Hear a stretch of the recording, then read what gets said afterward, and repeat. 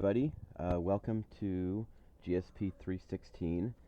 And what I'm going to do with these weekly labs is we have a set of written instructions that will be more specific towards the beginning of the semester, then become kind of more vague as we go through the semester, which allows you to have a little bit more kind of creative freedom in your mapping projects. So we start out a little prescriptive and then become more kind of experimental and personal as we move through the semester. Um, so the software that we're using is ArcGIS Pro, which I think most of you have used in other JS courses or GSP courses. That's what we'll be primarily using. And for Lab 1, we have the instructions that are posted here that will walk you through how to kind of get the data into your ArcGIS or your Arc Pro document, how to visualize the counties within the state boundaries, and how to create a locator map. And so you should be at that point here, where you have your US document with the counties here, any color you like, right? That monochromatic design. I chose purple. And then you have your locator map that has that same color purple on the view from space globe. So in this video, I'm going to walk through how to do the layout view. The layout view has a little bit more kind of subjectivity to it, where there's more chance for you to kind of play around and experiment a little bit. So instead of writing out like a set of more prescriptive instructions, I decided to do a little walkthrough video instead. That'll help you get set up and get this data into the layout view. A couple notes on what I'm doing, my setup, just so there's clarity. If I push buttons or whatever that look different than what you have. I'm working at home. I'm working on a MacBook that is running the virtual machine inside of it. Using the virtual machine on a Mac, and specifically a PC program like ArcGIS, is tricky. Any of you that have run PC programs within Mac computers know this, because there's no right click. So to perform a right click, you go to your layer and you click the magic mouse pad, as it's called on a MacBook, with 2 fingers, and that'll pull up the right menu button, and that'll allow you to do a lot of the right click menu items that you need to do within a PC program. So it's kind of tedious. There's some points where I don't feel like the Mac operating system responds to some of the PC processes that have to use. You kind of have just to find little workarounds or whatnot if you're using that process. So that's how I'm working this semester. If you are on campus, you have access to PC machines. If you have a personal computer at home that's a PC, then that's different. If you're using a remote desktop, there's different saving protocols. For each person, it's going to be different, and it's your responsibility to figure out how to store your data, how to save your data, how to re-access your data, how to do all those things, because all of our situations are so different in terms of how we're working, that it's really, you're going to have to be diligent and responsible for your own data and your own workflows. And I'll help out the best I can, obviously, and try to give you kind of best practices within kind of this virtual machine framework that I'm using. And you guys should know best practices based on lab times, lab computers. If not, review the documents in GSP 101, which goes through kind of best practices for data management and whatnot very clearly. So all right, so let's do this layout here.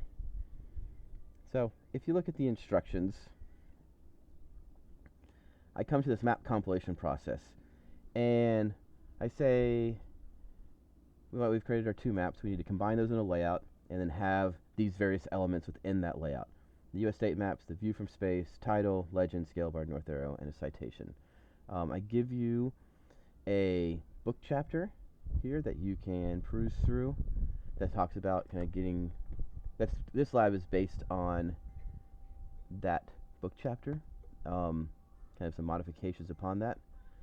So there's a few things kind of within this range of page 18 to the end of the chapter on page 30 that we won't do, that won't be relevant to us necessarily. But that's kind of a general framework of how we're going to transition to the map layout. And so read those instructions, kind of walk through that portion of the tutorial, use what you need for your particular project. And then this video will also show you essentially that without, rewriting that section. Okay? And that book chapter is linked here. I'll link it in the instructions and I'll link it in Canvas. And that section, transitioning your layout view and creating a map output, is what you're looking at. Page 18 to 30. You can certainly look at the rest of it, which has basically what we've done, some different steps or whatnot. All right. So we want to make a layout. What we're going to do up here on this ribbon is go to Insert. We're going to go New Layout, and we're going to use this 8.5 by 11 landscape view. Okay. And that's going to create our page layout here. And you can see between our frames, right, we have our US map here, our locator map here. In this frame, we have our layout view. And then we're just going to populate it with these two maps. So it's super easy. You go to Map Frame, and we look at our different maps, the locator map we want, and our US map.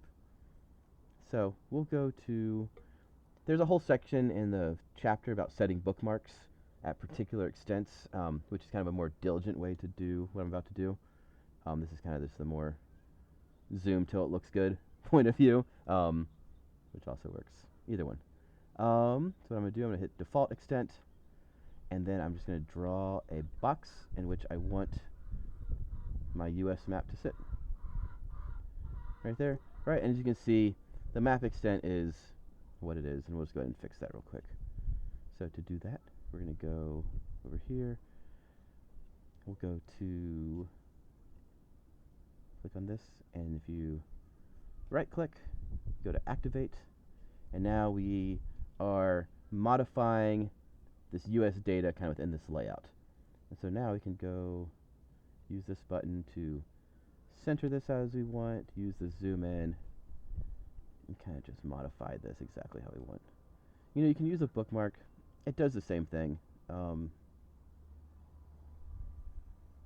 This allows you a little bit more like customizability within once you start the layout. That looks good. So we'll just click out of that. When you're in the active frame, they'll have this little thing here, right?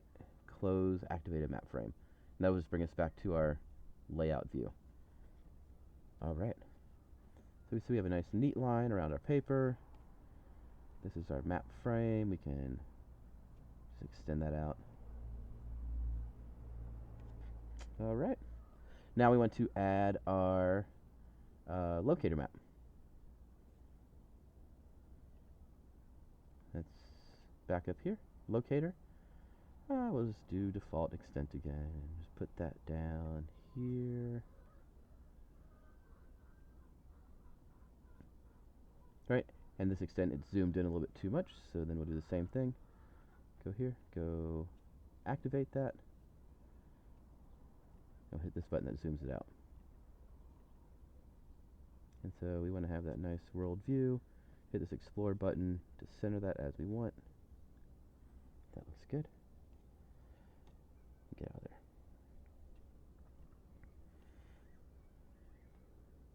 So, one of the things that I tend to,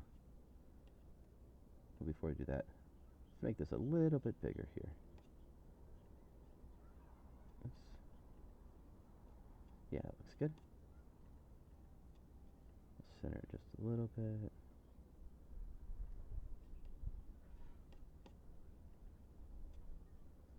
Yeah, that looks good. One thing that I generally try to avoid is having kind of boxes or kind of sections or containers within my map. I like to have kind of layouts that don't have, you often see like boxes around legends or boxes around locator maps. And that's one of the things, there's certain times when you need it, but that's one of the things I try to avoid largely. I think there's better flow, and you can really use the kind of little nooks and crannies and edges and kind of geographic spaces that exist within a map layout, right? Oftentimes we're not mapping square features, but we're mapping complex shaped features that provide kind of these negative spaces that we can put our elements in to create kind of flowing layouts. And having a bunch of square boxes within that kind of takes away from that. So for this example, we have the United States kind of going to the edge of our horizontal spaces, right? And that provides the space down here where we can put stuff. Gulf of Mexico, we can put stuff. This little crevice here, right up here. So we get all these like unique spaces that exist from the geographic feature that we're mapping, and putting a box there kind of disrupts that. So let's get rid of this box. Long way of saying let's get rid of this box. So we're gonna go right click into our map frame. You can see that we just highlighted that, map frame 1. Let's right click into there.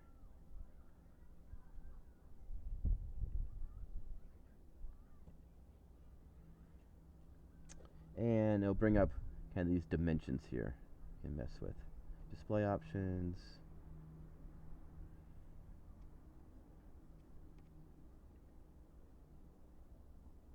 There we go. And let's just get rid of that.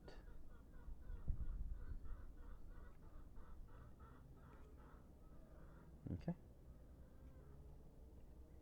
And then we can see after we get rid of it, maybe we want that a little bit smaller, so let's just shrink that.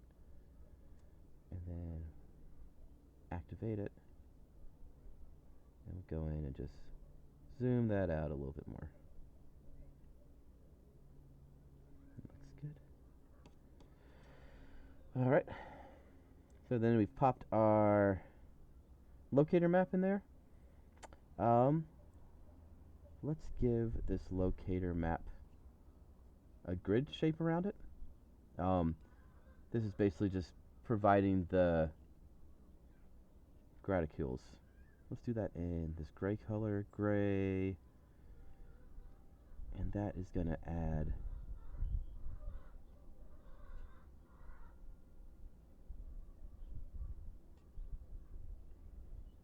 this is the part that's kind of a pain on the MacBook as opposed to a PC, is this panning and whatnot. Okay. So this is going to add this little bit of graticules, a little bit of context, right? And complete that circle so it's not just like shapes hanging out in space. But we don't really need the labels. That's not really very necessary for a locator map like this. So let's right click on the grid here, and I just found this. It took me a minute to find this before, so I have to figure out exactly. Oh, that's what it is. Okay, so I just added 2 layers by accident. So let's go ahead and remove one. And then over here it says grids. Click on there, properties. Now we can get rid of these tick marks that we don't need. Yep, we don't need labels. Let's remove those. And that looks great. That's all we need. Now we have the context, but without, extra nonsense in there we don't need. Alright. So, now we have kind of maintain that gray and purple color scheme.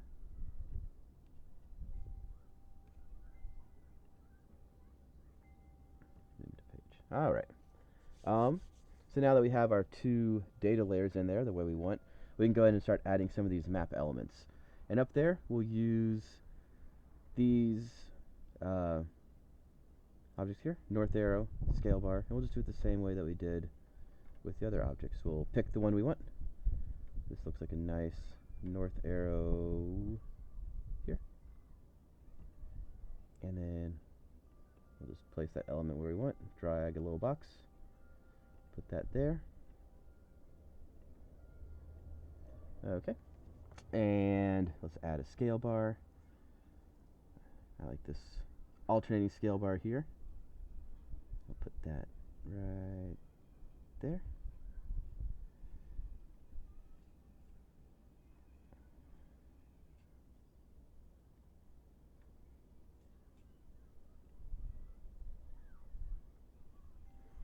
And let's see. This is probably a few more divisions and whatnot that we need. So we go to our scale bar. We probably can go with 2 divisions and 2 subdivisions. That looks good. And then I always try to adjust it so it's at like a nice round number. We don't want it to be at 205, 410. Let's probably put it right at 800 there. That looks perfect. And, I'll kind of keep this that gray color too, so it's not just dark black sitting against when everything else is kind of lighter and gray.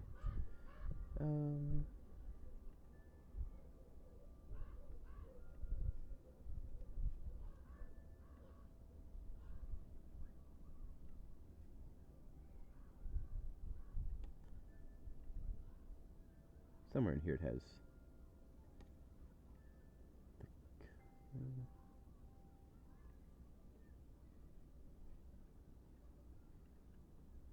well, you can fiddle with that if you want. Not worry about it too much. Alright. So we have those elements. We have our scale bar. We have our...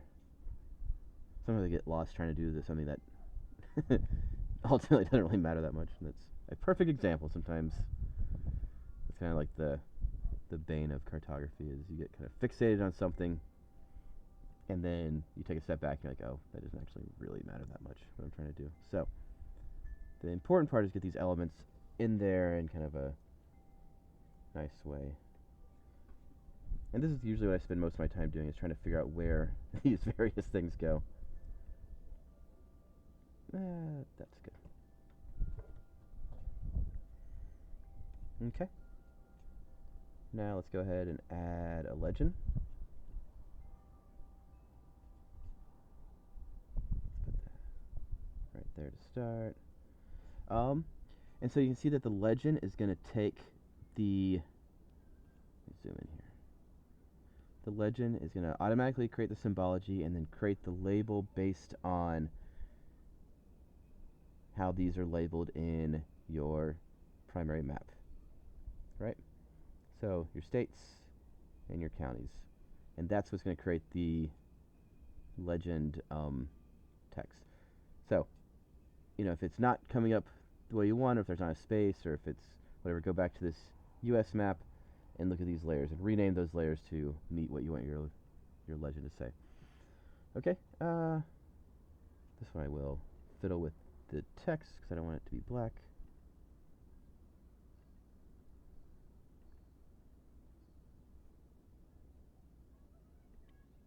There it is. There we go. Let's put this at a better font. How about some Garmon? That's a good one. And we'll put this at...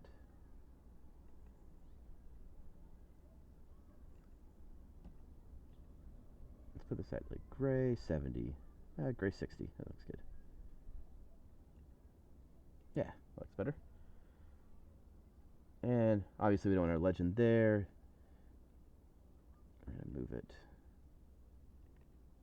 down to the Gulf of Mexico. So it's like right there.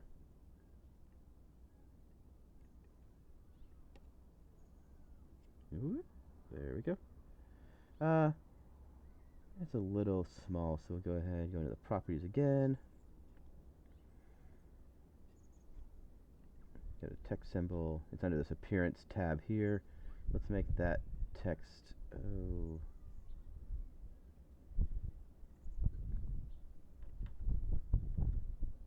22? What's that look like? Nope. 18. That sounds good. 16. 16 sounds good. nicely. Okay. And actually, I think this looks better right up there.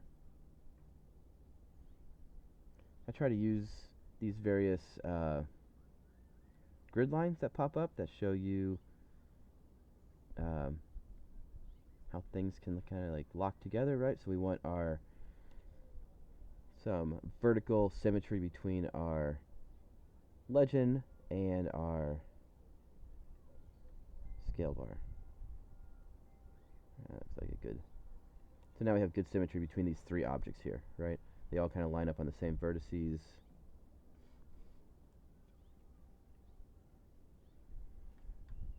Perfect. This one too close to the edge. I try not to put things like right up against the edge either. A little bit of space to breathe. So right there.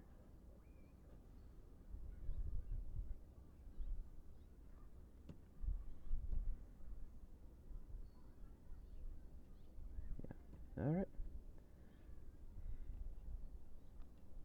All right. Last thing I'm going to do is add some text. So let's have a title up here. Let's make the title the same color as the states. So we'll do straight text, and you can just draw a box.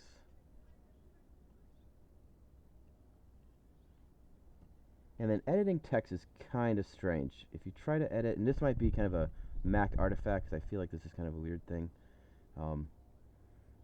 If I try to type in here, I can delete it, but if I type new letters, which I'm doing now, I'm typing S, nothing comes up. It's very strange.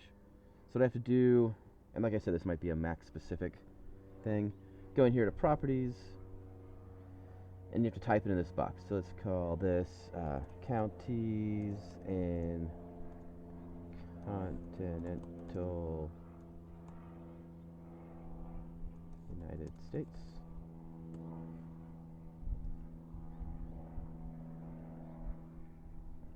Spell that correctly. All right. How's that look?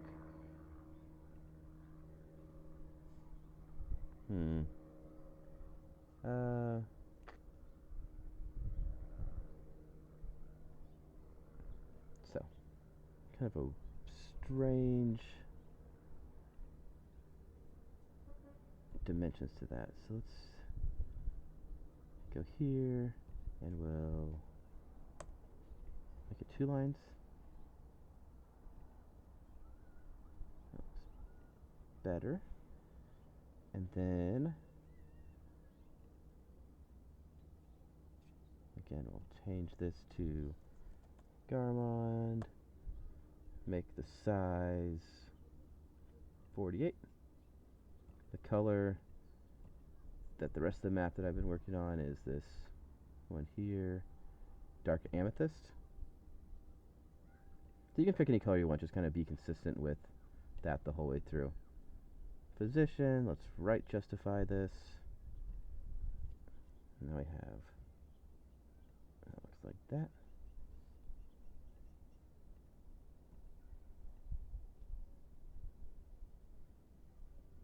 I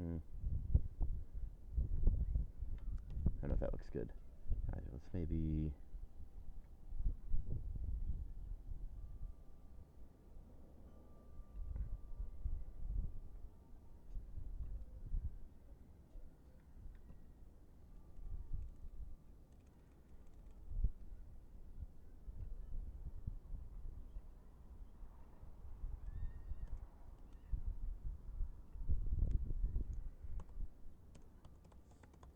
try that. Continental U.S. counties. All right, that looks better, I think, maybe. So let's give it that title. Maybe make this a little bit bigger. So this part's kind of annoying. We have to go, and this, like I said, this could just be like a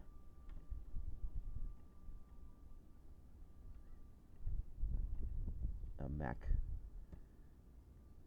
issue instead of a PC issue, because it seems odd.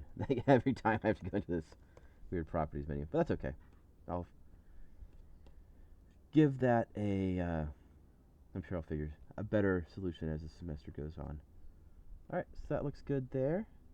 And then let's just do our citation. And we'll put that citation right there. And for our citation, we just want to say who the map is by, your institution or your employer, and the data. So for that, we're going to go properties again, say map by Nick Purdue,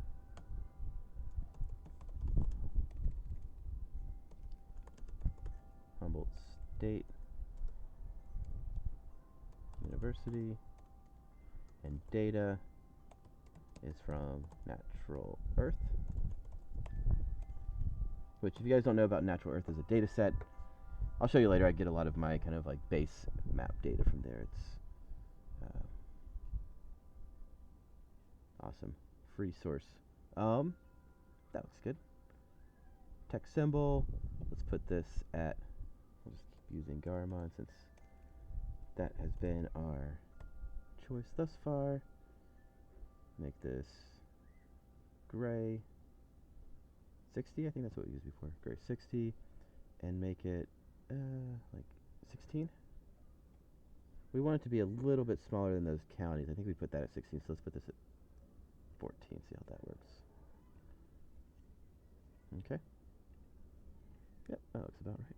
And we'll just move that right in there. I still don't like the title, but oh well.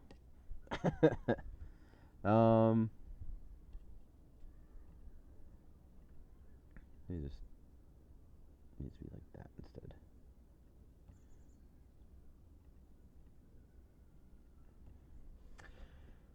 Okay, so there you go. That's the layout elements that we need to add. We have our county map, we have our locator map, we have our legend, scale bar, citation, north arrow, and title. Alright, probably save. We should save more often than that. Project. Been making a whole bunch, so I'll just go ahead and I'll just save on top. I can guarantee that whatever proper data management and file practices is, I probably do the opposite. So that's why I'm hesitant to tell you guys good practice, because I've been doing GIS and cartography for like 15 years now, and I always just kind of like lose track of some of those things and just have my own shortcut system that I've developed over time that is probably not best practices and hard to even articulate in a lot of ways. But we'll get into more about my issues later in the semester. Alright, so that is what we have. Now we want to go to the share, and we're going to export our layout. And exporting is always kind of a finicky thing from time to time. So we're going to export as a PDF. It's just going to go to our directory that we're working in. And so you want to click a few things here. The automatic or the default is going to have this setting where it's going to say this output as image is unchecked, the image compression is adaptive, and it's like medium quality. And what that does is it actually messes with our transparencies, and it just exports the vector files and doesn't export the transparency associated with those. So that'll make all that work we did with these counties to make them nice and soft, and our other features, it'll mess those up. So we want to actually check this box that says output as image compression none. Alright, and that is going to be what we want. Resolution, make sure it's 300 dpi. Raster sampling best.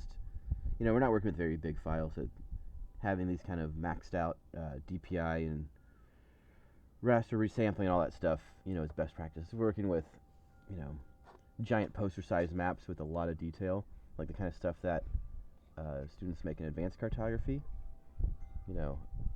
that requires thinking about sampling and your resolution differently because they're such large geographic features and they're like multi-gigabyte files that can crash your computer trying to export like a simple PDF if it's like a 25 gigabyte map, which I tell students not to make a 25 gigabyte map, but sometimes that happens. So anyway, it's a tangent. We'll export.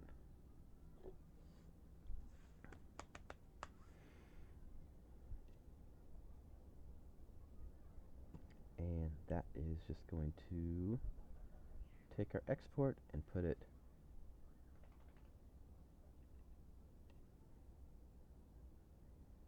into this folder here, projects.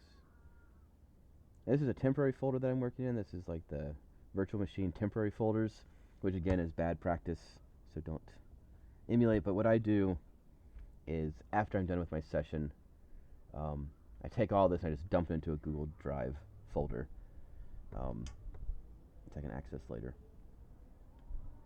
That's probably not the best practice, but oh well. Layout 4. Alright, and there's my map. That's what you'll submit, is your PDF copy of your map. So I hope the video is informative, that you learned a few things about the layout, and that get a chance to, I guess, not really chat with me, but a chance to hear my voice at least and know that I'm a real person and whatnot. So I will talk to you later. I look forward to getting to know everybody this semester and kind of seeing your perspectives and your understanding and your skills in cartography and map making improve. So here's to a good semester. Reach out if you have any questions, and yeah, looking forward to it. Talk to you later.